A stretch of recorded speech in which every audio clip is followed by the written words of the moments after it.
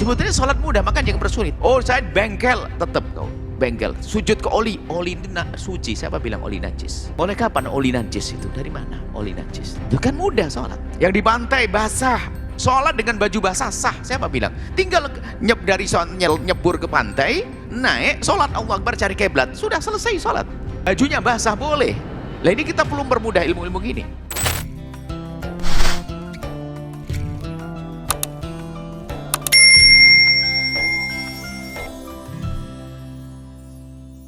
Sholat itu wajib.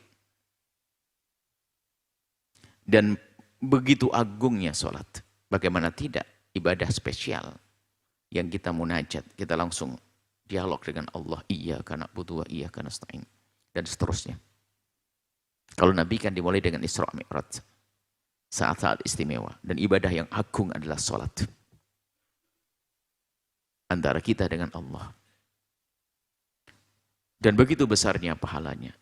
Dan begitu besar juga dosanya bagi yang meninggalkannya. Oleh sebab itu, dan juga dimudahkan semudah-mudahnya. Ini yang perlu kami jelaskan. Sehingga tidak ada orang yang tidak bisa sholat.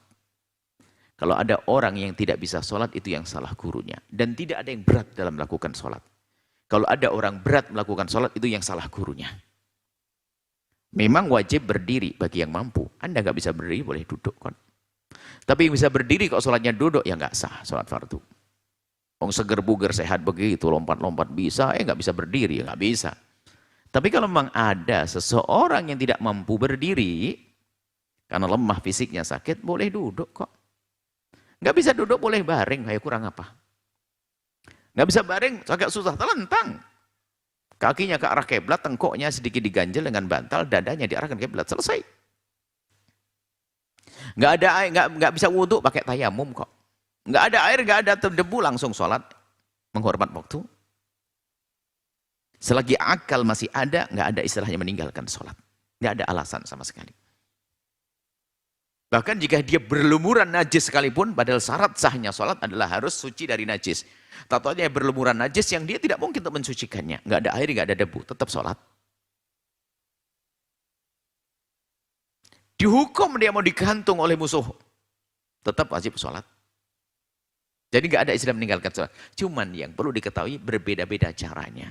Yang jelas sangat mudah. Sebisanya. Maka jangan para asatid tolong jangan siksa orang. Jangan mempersulit sholat. Ini biasanya ada sebagian ustadz itu mempersulit sholat. Sampai wudhunya persulit. Gara-gara dia sendiri sulit wudhu. Karena dia punya penyakit was-was. Wudhu sampai 1 jam. Bolak-balik, muridnya disuruh was-was juga. Takbir gak ketemu, nah ini merepotkan, harus gini. Nah, padahal sederhana sekali sholat. Mudah sekali. Maka kalau ada orang yang tidak bisa sholat, itu yang salah adalah gurunya. Mungkin cucunya baru belajar di pesantren Al-Bahjah, cuman belum sempat selesai, baru Safinah pulang. Syarat sahnya sholat adalah berdiri. Kakeknya sudah sepuh dipaksa. Kayak harus berdiri nih kitabnya. Berdiri. Akhirnya kayak nggak kuat. Nah, harus berdiri ya mbah. Berdiri langsung. Baru 1 rakaat jatuh. Jedot jidatnya. Akhirnya ngomong. Sudah nak nggak usah sholat. Gitu. Gara-gara salah mengajarinya. Kalau sudah nggak mampu berdiri boleh duduk. Dan sholat bisa di mana saja. Anda harus pakai tempat yang resmi.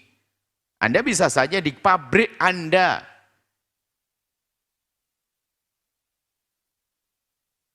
Di balik, di atas, pabrik itu apa? Gergaji apa? Serbu apa? Tatal atau apa itu bahasa Jawa itu? Ya sudah pokoknya. Atau di atas jerami, mungkin di atas lumpur kalau Anda punya tempat sawah paling dalam sana. Jauh, kalau harus pulang ke musola kayaknya nggak balik lagi nih duhuran nih. Wah, Anda bisa sholat di atas tanah yang berlumpur. Lumpur suci kok. Mulai kapan lumpur najis? Lumpur yang Anda kencingi itu najis. Sebetulnya sholat mudah, maka jangan bersulit. Oh, saya bengkel, tetap kau bengkel. Sujud ke oli ini suci. Siapa bilang oli najis? Mulai kapan oli najis itu? Dari mana oli najis? Itu kan mudah sholat. Yang di pantai basah, sholat dengan baju basah sah. Siapa bilang? Tinggal nyebur ke pantai, naik, sholat Allah Akbar cari kiblat, sudah selesai sholat. Bajunya basah boleh. Lah ini kita perlu mempermudah ilmu-ilmu gini. Harus ngeringin dulu ya, ganti baju, nanti nyebur lagi kolam renang. Langsung pakai baju basah, langsung wudhu, sholat sah. Di bawah guyuran hujan juga boleh. Ini maksudnya kemudahan itu perlu dihadirkan. Becek tanahnya sah. Siapa bilang becek tidak najis kok? Najis kan cuma 7 kalau Anda belajar ilmu najis sederhana. Lah hal ini loh kita perlu hadirkan agar orang sholat itu gampang. Kenapa orang ada yang tidak mau sholat? Karena diajari oleh ustadz yang memberatkan sekali sholat bagi dia. Berat sholat, harus gini. Bacaan dalam sholat cuma 5 yang wajib. 5 pun boleh ditawar. Bacaan sholat Anda itu cuma 5. Takbiratul Allahu Akbar. Yang kedua baca surat Al-Fatihah. Selebihnya nggak ada lagi sampai tasyahud akhir, tahiyat akhir itu. Tahiyat akhir pun tidak semuanya. Hanya sampai asyhadu an la ilaha illallah wa asyhadu anna Muhammad Rasulullah. Sampai itu tok. Setelah itu tambah Allahumma shalli ala sayyidina Muhammad. Yang kelima assalamualaikum. Selebihnya Anda tidak hafal nggak apa-apa. Tidak hafal kabiro, alhamdulillah katsiro, nggak apa-apa. Fatihah boleh ditawar. Saya nggak hafal Fatihah. Hafalmu apa? Dia tawar boleh. Mudah.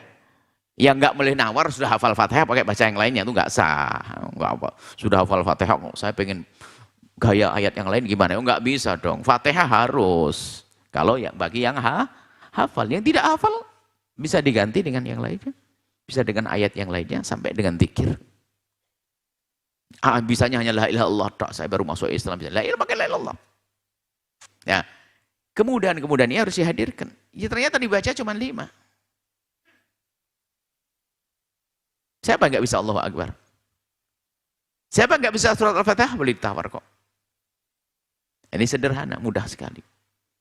Makanya kalau kita mengajari sholat, beda mengajari anak kecil sama mengajari orang yang sudah dewasa. Kalau Anda mengajari anak kecil seperti ustadz kita di kampung, mengajari kita sholat sempurna. Allahu Akbar kabira walhamdulillahi katsira. Sunnah-sunnahnya dibaca semuanya. Kenapa? Anda belum wajib sholat saat itu. Sehingga seandainya pun belum sempurna, nggak ada masalah. Tapi bagi orang yang sudah wajib sholat, tolong ustadz, ajari 5 ini tok, jangan yang lainnya. Kabironya ntar dulu. Zikir yang lainnya ntar dulu, suruh ngapal 5 ini. Karena itu yang wajib.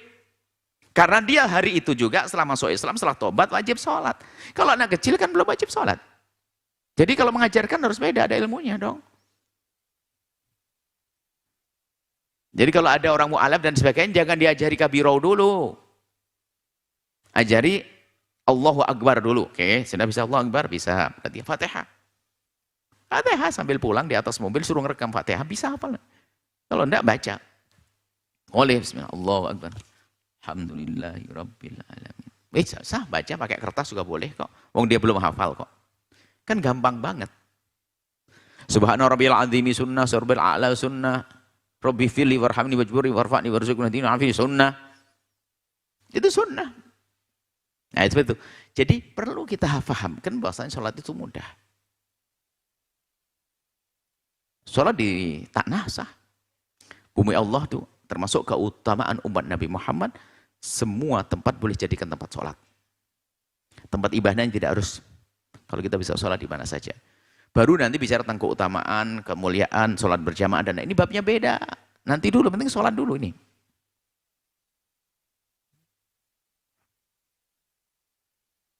Hampir kehilangan sholat duhur, seorang ibu-ibu jualan di pasar, jualan sayur.